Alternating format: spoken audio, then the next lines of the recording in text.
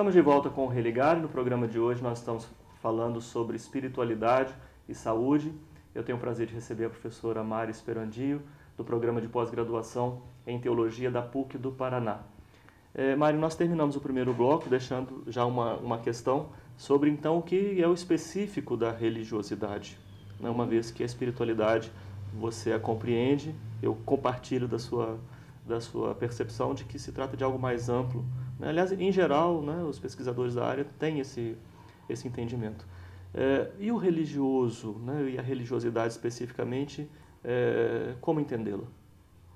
A religiosidade, ela é uma expressão, então, da espiritualidade, sendo que a espiritualidade nem sempre ela se manifesta de forma religiosa ou com práticas religiosas, né, fazendo essa ressalva, mas a religiosidade, ela inclui ou se expressa ou se caracteriza por práticas religiosas. Pode ser oração, pode ser rituais que a pessoa pratica e que está relacionada com alguma forma de expressão religiosa, frequência a cultos, frequência a templos. Essas características, poderia dizer então que dão essa noção, essa ideia de religiosidade. Sim. Esse esclarecimento ele é importante, né? Até para o telespectador entender do que nós estamos falando. Então, indo ao tema do nosso programa, Espiritualidade e Saúde. A espiritualidade, ela faz parte das práticas de cuidado? Ela exerce, ela altera, né, o quadro de saúde? Sim. Há muitas, e quando eu digo muitas, é isso mesmo, muitas pesquisas que mostram que há uma relação bastante importante, bastante significativa da espiritualidade nos resultados em saúde. Agora, como integrar as questões da espiritualidade ou essa dimensão da espiritualidade nas práticas de cuidado em saúde é que fica mais complicado. Mas os resultados das pesquisas mostram que há uma influência direta. Por exemplo, uma pessoa que crê que aquela doença que a está acometendo foi um castigo por alguma coisa que ela tenha feito, ou que Deus a está punindo, ou que Deus a abandonou naquele processo de doença.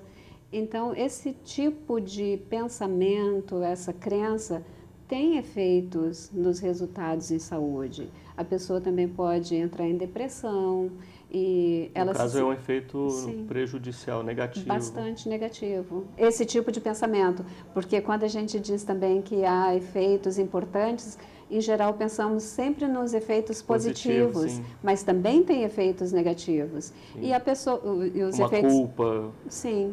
Então, os efeitos positivos, por exemplo, é quando a pessoa pensa assim que Deus está no controle, Deus está me ajudando, então eu vou fazer o que o médico me diz que eu devo fazer. Então, a maior aderência ao tratamento, porque a pessoa acredita também que Deus vai usar o médico para ajudá-la naquele processo de saúde e doença.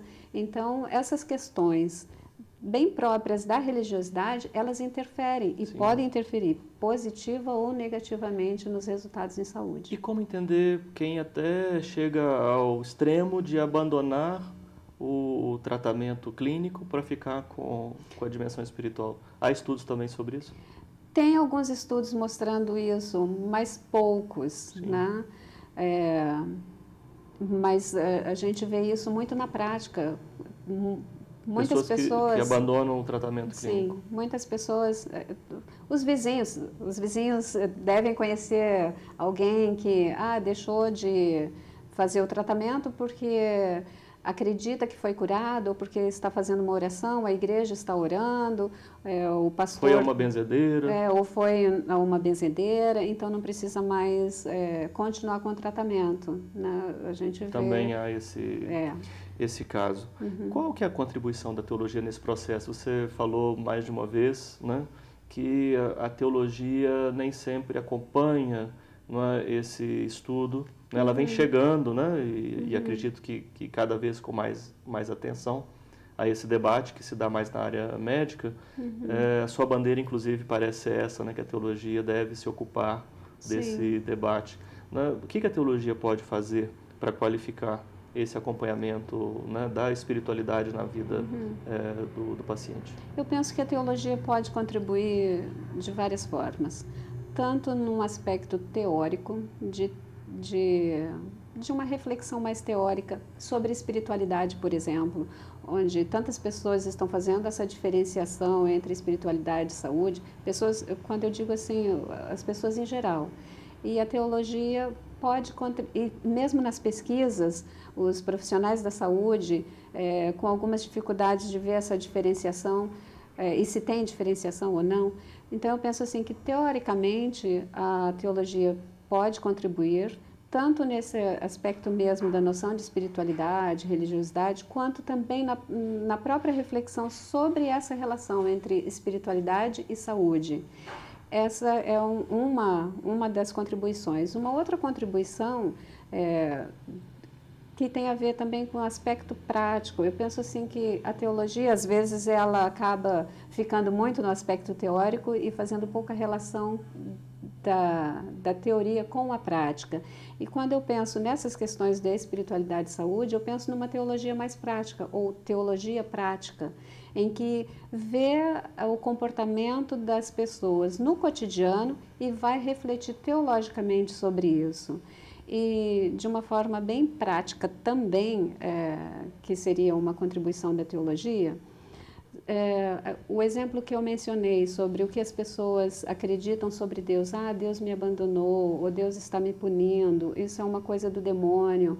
Então, isso tem um efeito importante na forma como as pessoas se comportam, pensam, sentem, e que tem os seus efeitos, então, no processo de tratamento, no processo de doença e saúde. Então, nesse último aspecto, seria um processo mesmo de esclarecimento. Sim, sim. Essas questões, elas têm a ver com a ideia de conflitos espirituais. E já tem pesquisas sobre conflitos espirituais, especialmente nos Estados Unidos, e tem, inclusive, instrumentos de medida para verificar quais são esses conflitos espirituais, isso na perspectiva da psicologia da religião. Mas não tem a contribuição da teologia sobre esse tema dos conflitos espirituais, por exemplo. Então, eu penso que essa seria uma outra contribuição que a teologia poderia dar. Uma outra contribuição também importante seria até no preparo de profissionais. Então, esclarecendo esses temas para os próprios profissionais da saúde.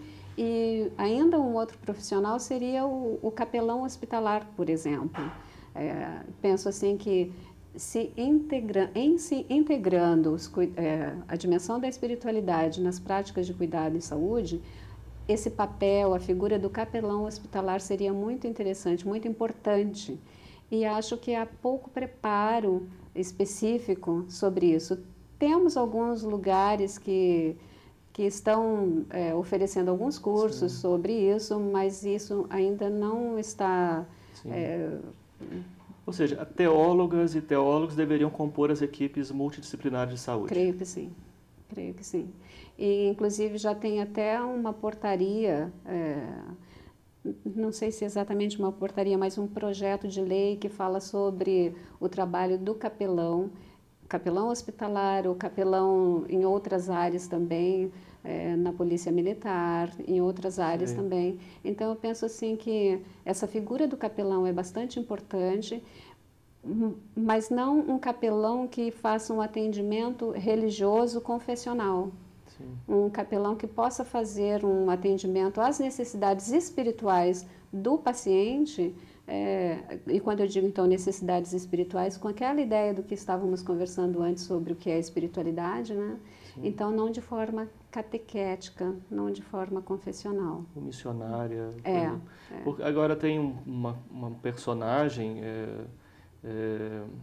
que é aquele religioso que sente que ele tem um trabalho de visitar os doentes, né? Até uma orientação propriamente religiosa, né? Visitar os doentes.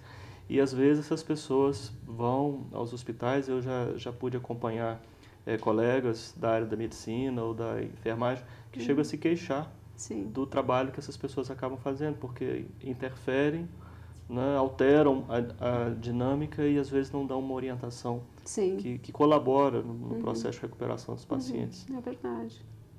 Isso é uma limitação. Seria um trabalho também de orientação dessas pessoas que vão com a melhor das boas intenções. Eu não acredito que alguém vá no hospital querendo causar um dano, né? Sim, pois não. Pode falar. Não, porque eu ia dizer assim, a gente observa que há nesse campo um espaço bastante fecundo de atuação dos profissionais da teologia. Sem dúvida. Mas precisa de preparo. Específico, né? Específico. Porque vamos ter de dialogar com a psicologia, imagino, com a psiquiatria, com a medicina, a enfermagem. É isso. Sem dúvida. E teologicamente também precisa de preparo, porque se vai... Eu não quis dizer que o teólogo não tenha uma preparação teológica. E essa dinâmica mesmo do próprio hospital, digamos assim, se for num contexto hospitalar, essa dinâmica precisa ser conhecida por esse teólogo. E como eu disse, né, mais do que um atendimento religioso, um atendimento espiritual. Perfeito. De escuta do paciente. Sim. Excelente, Mário. Eu acho que sua participação aqui é muito importante e ajuda a gente a colocar esta questão. Eu espero que todos aqueles que tenham nos assistido, né, possam multiplicar essa nossa conversa aqui. Muito obrigado pela sua participação no Religare. Eu que agradeço. O Religare é um projeto de extensão do Programa de Pós-Graduação em Ciências da Religião da PUC Minas. Este programa foi realizado com o apoio da Sociedade de Teologia e Ciências da Religião, a SOTER. Para conhecer a SOTER, você pode acessar o site www.soter.org.br. Religare de hoje fica por aqui. Obrigado pela sua companhia. Um abraço muito cordial e até o próximo Religare Conhecimento e Religião.